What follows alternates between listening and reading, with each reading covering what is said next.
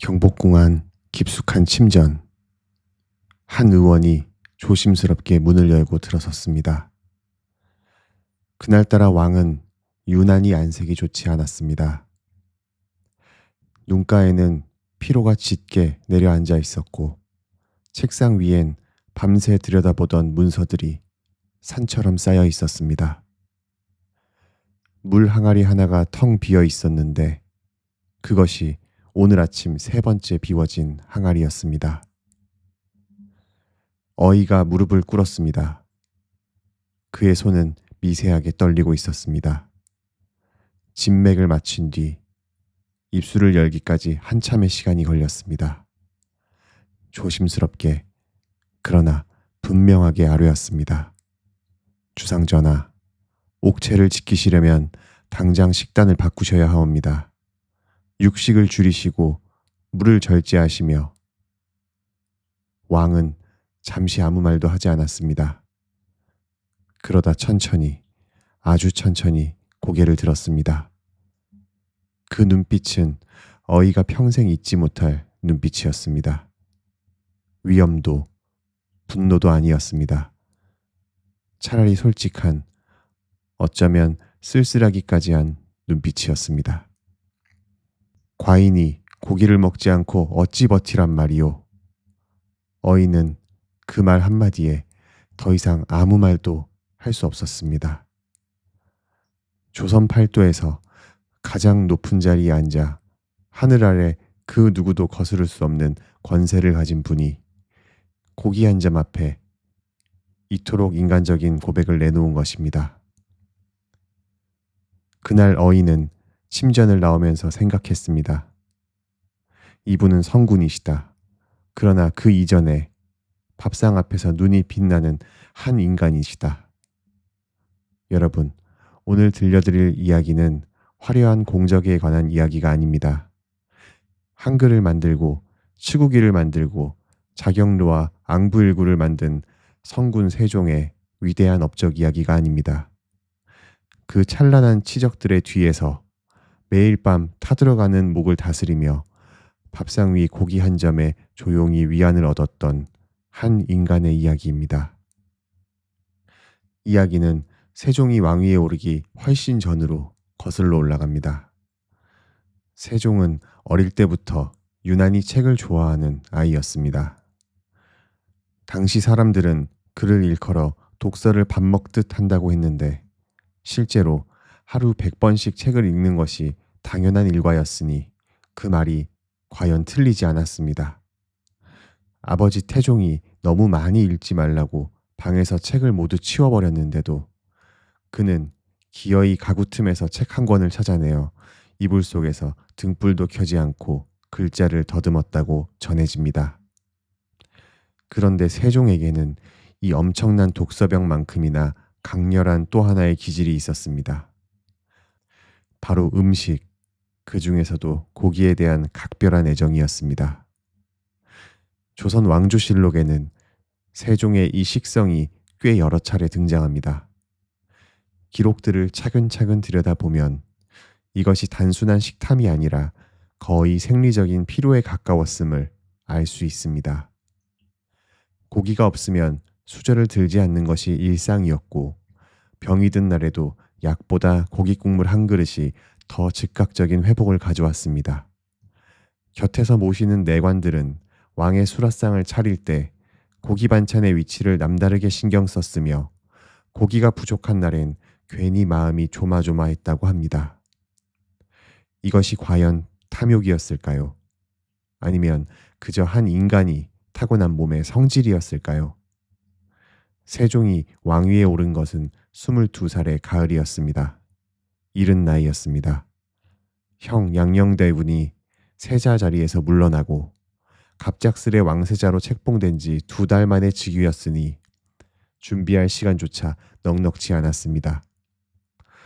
아버지 태종은 강건한 사람이었습니다. 직접 전쟁터를 누비며 나라의 기틀을 세운 그 아버지가 아들에게 왕위를 넘길 때 가장 걱정했던 것은 나라의 정치도 변방의 오랑캐도 아니었습니다. 바로 아들의 식성이었습니다. 태종은 주변 신하들에게 몇 번이고 당부했다고 실록에 전해집니다. 주상은 어려서부터 고기가 없으면 밥을 못 먹는 사람이니 수라상에 빠지지 않도록 각별히 챙기라고. 그 말이 아버지의 소소한 걱정처럼 들리지만 실은 그 안에 아들을 향한 깊은 이해가 담겨 있었습니다. 태종은 알고 있었던 것입니다. 이 아들이 왕이 되어 짊어질 무게가 얼마나 무거운지, 그리고 그 무게를 버티게 해줄 것이 무엇인지를. 세종은 왕이 된 뒤 쉼없이 일을 해왔습니다. 새벽에 일어나 경전을 읽고 오전 내내 신하들을 만나 국사를 논하고 오후에는 학자들과 함께 연구를 이어가고 저녁이 되어도 촛불 아래 상소문을 검토하고 글을 썼습니다. 잠드는 시각이 언제인지 모를 정도의 나날이었습니다. 그리고 그런 날들의 한가운데 저녁 수라상 위에 고기 한 점은 그에게 단순한 음식이 아니었습니다. 오늘 하루도 살아냈다는 이 긴 하루의 끝에 자신에게 허락된 작은 위로였습니다. 그런데 그 위로가 아버지의 죽음과 함께 시험대에 오르게 됩니다. 세종 4년, 아버지 태종이 세상을 떠났습니다. 세종은 무너졌습니다. 어릴 때부터 늘 무섭고 강한 존재였지만 그 누구보다 자신을 이해해준 아버지, 왕위를 물려줬을 때 뒤에서 조용히 길을 열어준 아버지, 아들의 고기 사랑을 누구보다 잘 알고 그것을 나무라기보다 배려해준 아버지가 눈을 감은 것입니다. 태종이 상왕으로 물러나 있을 때 이런 당부를 남겼다는 기록이 실록에 전합니다. 주상은 고기가 없으면 밥을 못 먹으니 비록 내가 죽어 상을 치르는 중이라도 고기를 먹게 하라. 3년상이란 부모의 죽음을 기리는 조선 최고의 예법이었습니다. 그 기간 동안 왕이라 할지라도 음주와 가물을 멀리하고 고기를 먹지 않으며 화려한 의복을 삼가는 것이 마땅한 도리였습니다. 백성들의 눈이 있고 신하들의 눈이 있고 무엇보다 하늘에서 지켜보고 있었습니다. 세종은 아버지의 유언을 듣고도 고개를 가로저었습니다. 신하들이 아버지의 뜻을 받들어 고기를 드시라 권해도 완강하게 거절했습니다. 3년상 중에 고기를 먹는 것은 예법에 어긋나는 일이고 세종은 누구보다 예와 의를 중히 여기는 사람이었습니다. 설령 그것이 아버지의 유언이라고 하더라도 그것을 명분으로 삼아 사사로운 식욕을 채울 수는 없다고 여겼습니다. 그렇게 세종은 고기를 끊었습니다. 처음 한 달은 버텼습니다. 의지와 슬픔이 뒤섞여 그런 것쯤은 대수롭지 않게 느껴졌습니다. 그러나 2달을 채 넘기지 못했습니다. 몸이 먼저 무너졌습니다. 기력이 빠졌습니다. 아침에 일어나는 것이 점점 힘겨워졌습니다. 한낮에도 눈꺼풀이 무거웠고 확인해야 할 문서들 앞에서 손이 떨리는 일들이 생겼습니다. 신하들과 이야기를 나누다 말이 끊기는 날도 있었습니다. 어이들이 이 상황을 심각하게 우려했습니다. 상체가 쇠해지고 있다고, 이대로 가다가는 국사를 돌볼 수 없는 지경에 이를 수 있다고. 그러나 세종은 고집을 꺾지 않았습니다. 신하들의 걱정은 날로 깊어졌습니다. 나라를 이끄는 왕의 건강은 단순히 한 개인의 문제가 아니었습니다. 세종이 쓰러지면 조정이 흔들리고 조정이 흔들리면 백성의 삶까지 흔들렸습니다. 신하들은 매일 아침 한 목소리로 아뢰었습니다. 전하, 제발 고기를 드시옵소서. 선왕의 유언이 바로 그것이었습니다. 그 말에 세종은 눈을 내리깔았습니다. 오래도록 침묵했습니다. 그 침묵 속에는 아버지를 향한 그리움과 예를 지키려는 의지와 그리고 솔직히 말하면 고기 앞에서 흔들리는 자신에 대한 쓸쓸한 자각이 모두 뒤엉켜 있었습니다. 결국 세종은 상을 치르는 도중 신하들의 청을 받아들여 고기를 다시 들기 시작했습니다. 실록의 기록을 보면 2달을 채 버티지 못한 것이었습니다. 몸이 너무 쇠한 탓이었습니다. 그것은 패배가 아니었습니다. 왕으로서의 책임이었습니다. 쓰러진 왕은 아무것도 할 수 없었기 때문입니다. 살아서 다시 조정과 백성을 돌봐야 했습니다. 그러나 세종은 그날 이후로도 오래 그 일을 마음에 담고 살았습니다. 고기를 먹으면서도 아버지 생각이 나는 날이면 수저를 잠시 멈추고 가만히 시선을 내리깔았습니다. 곁에 있던 내관들은 그 모습을 보고 감히 아무 말도 못했다고 전해집니다. 그리고 세종의 몸은 이미 돌이킬 수 없는 방향으로 기울기 시작하고 있었습니다. 왕의 건강이 심상치 않다는 것을 실록이 본격적으로 기록하기 시작한 것은 세종 제위 중반 무렵이었습니다. 그런데 바로 이 무렵 세종은 스스로 놀라운 고백을 남겼습니다. 이 병은 어제 오늘의 일이 아니라 이미 13, 14년 전부터 알아온 것이라고, 즉 세종 7, 8년 무렵부터 이미 소갈증을 앓기 시작했다는 뜻이었습니다. 왕위에 오른 지 얼마 되지 않아 20대의 젊은 나이에 이미 몸속에 병이 자라고 있었던 것입니다. 조선 왕조실록은 무미건조한 행정문서이지만 때로는 그 건조한 문장들 사이에서 놀랍도록 인간적인 기록들이 불쑥 튀어나옵니다. 실록에는 이런 구절이 등장합니다. 소갈증이 생겨 하루에 마시는 물이 한 동이가 넘는다. 지금은 또 눈병이 나서 오래 일을 보지 못하니 정사가 해이해질 것이 두렵구나. 세종이 신하들 앞에서 스스로 토로한 말이었습니다. 소갈증, 지금으로 치면 당뇨병입니다. 당시 의학으로 소갈증은 정확한 원인을 알 수 없는 병이었습니다. 다만 기름진 음식을 즐기고 몸을 많이 움직이지 않는 사람에게 잘 생긴다는 경험적 지식은 있었습니다. 어이들은 조심스럽게 아뢰었습니다. 기름진 것을 줄이시고 몸을 움직이시며 과로를 삼가셔야 하옵니다. 세 가지 모두 세종이 절대로 지킬 수 없는 것들이었습니다.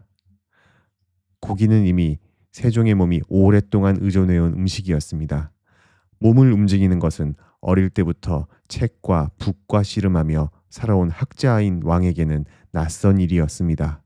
그리고 과로를 삼간다는 것은 세종에게는 그것이 왕위를 내려놓는 것과 다를 바 없는 말이었습니다. 세종은 병의 경고를 알면서도 멈추지 않았습니다. 오히려 이 무렵 세종의 치적들은 더욱 빠르게 쌓여갔습니다. 즉위 초에 집현전을 설치하여 학자들을 길러냈고 제위 16년에는 자경루와 앙부일구를 만들었으며 23년에는 치국이를 세상에 내놓았습니다. 전국의 토지를 다시 측량하는 대역사를 벌였고 변방의 여진족을 물리쳐 북쪽으로 사군 육진을 개척하여 국경선을 굳혔습니다. 음악을 정리하고 의례를 바로잡았으며 의서를 편찬하여 백성이 스스로 병을 다스릴 수 있는 길을 열었습니다. 그리고 그 모든 일들을 해내가는 동안 세종의 눈이 점점 더 어두워지고 있었습니다. 처음에는 멀리 있는 글자가 흐려 보이기 시작했습니다. 그 다음엔 촛불 아래 문서를 읽다 보면 글자들이 뭉개지는 일이 잦아졌습니다. 신하들이 올린 상소문을 읽다 도중에 멈추고 곁에 내관에게 다시 읽어달라 하는 날이 생겼습니다. 그리고 어느 날부터 조금 떨어진 곳에 서 있는 신하의 얼굴이 제대로 보이지 않게 되었습니다. 소갈증이 눈을 침범하고 있었던 것입니다. 오늘의 의학으로 말하면 당뇨합병증, 당뇨망막병증에 해당하는 증세였습니다. 훗날 세종은 신하들에게 이렇게 말하기도 했습니다. 내가 안지를 얻은 지 이제 10년이 되었다고. 그 말 한마디에 그 긴 세월이 담겨 있었습니다. 눈이 어두워져 가는 것을 느끼면서도 10년을 한마디 하소연 없이 버텨온 것입니다. 세종은 그 사실을 알면서도 신하들에게 쉽게 내색하지 않았습니다. 왕이 눈이 보이지 않는다는 것을 공식적으로 알리는 것은 단순히 몸의 문제가 아니었습니다. 그것은 나라 전체의 불안을 가져올 수 있는 일이었습니다. 세종은 최대한 일상을 유지하려 했습니다. 문서를 가까이 당겨 읽었고 신하들의 목소리로 얼굴을 가늠했으며 손으로 더듬어 사물을 확인했습니다. 그러나 숨길 수 있는 데에는 한계가 있었습니다. 실록에는 이런 기록이 남아 있습니다. 세종이 신하를 불러들여 이야기를 나누다가 오랫동안 함께 일해온 낯익은 신하를 처음 보는 사람처럼 대한 일이 있었다고. 그 신하가 자신의 이름을 밝히자 세종이 한참 말을 잇지 못하다가 그저 조용히 고개를 돌렸다고. 왕의 눈이 더 이상 곁에 사람도 알아보지 못하는 날이 온 것입니다. 세종 25년 겨울이었습니다. 그해 12월 세종은 마침내 28자의 새 문자를 완성하여 가까운 신하들에게 처음으로 알렸습니다. 훈민정음이 세상에 공식 반포된 것은 그로부터 3년 뒤인 세종 28년의 일이었습니다. 글자의 기본 체계는 갖추어졌지만 반포를 위한 해례본 편찬과 다듬는 작업이 아직 남아 있었습니다. 집현전의 학자들이 함께 뜻을 모아 해례본을 집필했지만 전체 방향을 이끌고 낱낱의 원리를 직접 살피는 것은 오롯이 세종의 몫이었습니다. 세종은 그 기나긴 마무리 작업에 가장 깊고 힘든 구간을 걷고 있던 시절이었습니다. 눈이 잘 보이지 않았습니다. 손끝이 저릴 때가 있었습니다. 갈증은 나날이 심해져서 물 항아리가 곁에 항상 놓여 있었고 어떤 날은 물을 마셔도 목이 타는 느낌이 가시지 않았습니다. 어이들은 더 이상 돌려 말하지 않고 직접 아뢰었습니다. 이대로 가시다간 옥체를 보전하기 어려울 것이옵니다. 그러나 세종은 멈추지 않았습니다. 밤이면 촛불을 최대한 가까이 당기고 글자 하나하나를 눈을 찡그려가며 들여다보았습니다. 손이 떨릴 때는 잠시 쉬었다가 다시 잡았습니다. 눈이 너무 침침할 때는 눈을 감고 머릿속으로 글자를 그렸습니다. 신하들은 조심스럽게 물었습니다. 전하, 이 작업을 잠시 미루시는 것은 어떠하겠습니까? 옥체가 회복되신 뒤에 다시 하셔도 늦지 않을 것이옵니다. 그러나 세종은 고개를 저었습니다. 그 고개를 젓는 모습이 얼마나 단호했던지 감히 다시는 같은 말을 꺼내는 신하가 없었다고 전해집니다. 왜 그토록 서두른 것이었을까요? 여러 이유가 있었겠지만 어쩌면 세종 자신이 알고 있었던 것은 아닐까요? 자신의 몸이 얼마나 더 버텨줄 수 있는지를, 눈이 완전히 가려지기 전에, 손이 더 이상 붓을 잡을 수 없게 되기 전에 이 일을 끝마쳐야 한다는 것을. 그 절박함이 어쩌면 훈민정음을 세상에 내놓을 수 있게 한 힘이었는지도 모릅니다. 그 무렵 세종은 하루에 한 번씩은 수라상 앞에서 잠시 손을 멈추었다고 합니다. 오늘도 고기를 먹는구나. 오늘도 이것에 의지하는구나. 그러면서도 수저를 놓지 않았습니다. 그것은 자신의 약함을 인정하는 것이었고 그 약함을 끌어안고서도 내일을 향해 나아가겠다는 의지이기도 했습니다. 완벽하지 않아도 몸이 따르지 않아도 할 수 있는 만큼 하는 것, 그것이 세종이 평생 살아간 방식이었습니다. 세종 28년 9월 훈민정음이 반포되었습니다. 조정 안팎이 들썩였습니다. 신하들 중에는 반대하는 이들이 많았습니다. 중국과 다른 문자가 무슨 채통이냐, 오랑캐의 글자를 닮았다. 이미 한자로 수백 년을 살아온 나라에서 새 문자가 무슨 필요냐. 그러나 세종은 눈 한 번 깜짝하지 않았습니다. 훈민정음의 서문은 세종이 직접 썼습니다. 그 서문의 뜻은 이러했습니다. 우리나라 말이 중국과 달라 한자로는 서로 뜻을 온전히 전하지 못하니 말하고 싶은 것이 있어도 끝내 제 뜻을 펼치지 못하는 백성이 많다. 내가 이것을 불쌍히 여겨 새로 28자를 만드노니. 그 서문을 쓰던 날 세종의 눈은 이미 글자를 제대로 알아보기 힘든 상태였습니다. 촛불을 한껏 가까이 당기고 코가 닿을 듯 종이에 얼굴을 기울인 채 그는 한자 한자를 또박또박 눌렀었습니다. 나중에 내관들은 이렇게 전했습니다. 그날 전하의 손이 유난히 천천히 움직이셨다고. 한 글자를 쓰고 나서 잠시 멈추고 또 다음 글자를 쓰고 잠시 멈추고 마치 한 글자 한 글자가 그분께 마지막 글자가 될 수도 있다는 듯이. 불쌍히 여겨. 그 말 속에 세종의 마음이 있었습니다. 병든 몸으로, 어두워지는 눈으로, 고기에 의지하면서도 매일 쓰러지지 않으려 버텨온 한 인간이 자신과 비슷하게 세상에서 제 뜻을 표현하지 못하는 백성들을 향해 내민 손이었습니다. 어쩌면 세종은 알고 있었을 것입니다. 완벽하지 않아도 된다는 것을. 사람은 누구나 어딘가 부족하고 아프고 흔들린다는 것을. 그 부족함과 아픔을 끌어안고서도 일어서는 것이 진짜 용기라는 것을. 훈민정음이 반포된 뒤 세종은 조용히 수라상을 받았다고 합니다. 그날 상에는 고기가 올라와 있었습니다. 세종은 그것을 들며 오랫동안 아무 말을 하지 않다가 곁에 내관에게 아주 낮고 담담한 목소리로 이렇게 말했다고 전해집니다. 수고하였다. 오늘도 잘 먹겠다. 그것이 왕의 말인지 아니면 오랫동안 자신의 몸을 혹사해온 한 인간이 처음으로 자기 자신에게 건네는 위로의 말인지 곁에 있던 이는 알지 못했습니다. 세종은 훈민정음 반포로부터 4년 뒤인 1450년 54살의 나이로 세상을 떠났습니다. 눈은 마지막까지 흐렸습니다. 소갈증 또한 끝내 낫지 않았습니다. 그리고 그의 수라상에는 세상을 떠나는 날 전날까지도 고기가 빠지지 않았다고 전해집니다. 그가 남긴 것들을 나열하자면 하루가 모자랍니다. 한글, 치국이, 자경루, 앙부일구, 지편전, 음악, 의서편찬, 사군육진의 개척. 조선 500년 역사에서 가장 많은 것을 남긴 왕을 한 명만 꼽으라면 누구든 세종을 첫 번째로 꼽을 것입니다. 그런데 그 모든 것들이 완벽한 몸으로 이루어낸 것이 아니었습니다.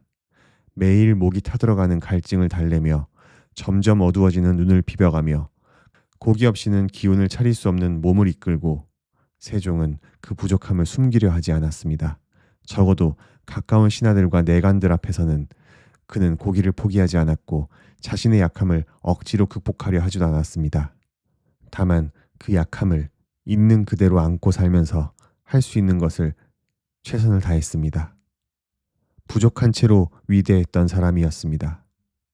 여러분, 우리는 흔히 위대한 사람들은 어딘가 다를 것이라 생각합니다. 더 강인하고 더 절제할 줄 알고 더 완벽한 사람들이라고. 그러나 세종의 인생을 들여다보면 그 생각이 조금 흔들립니다. 고기 없이는 못 사는 왕, 병든 눈으로 글자를 만든 왕, 3년상 중에 결국 고기를 다시 든 왕.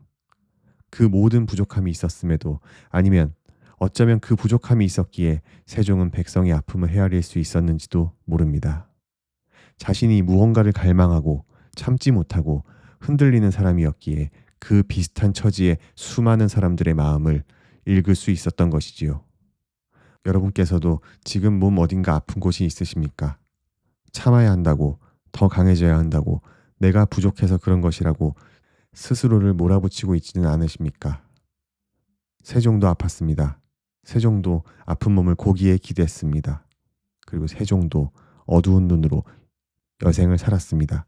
그래도 괜찮습니다. 부족하면 부족한 대로, 아프면 아픈 대로 오늘 하루 견뎌낸 것만으로도 여러분은 충분히 대단한 사람입니다. 무거운 짐은 오늘만큼은 잠시 내려놓으시길 바랍니다. 수라상 위에 고기 한 점에 조용한 위안을 얻었던 세종처럼 여러분도 오늘 밥상 앞에서 잠깐만 숨을 고르시길, 맛있는 것 하나, 따뜻한 것 하나로 오늘의 날을 보듬어 주시길, 그것이 내일을 살아갈 힘이 되어줄 것입니다. 세종이 그랬던 것처럼. 오늘도 함께 해주셔서 감사합니다.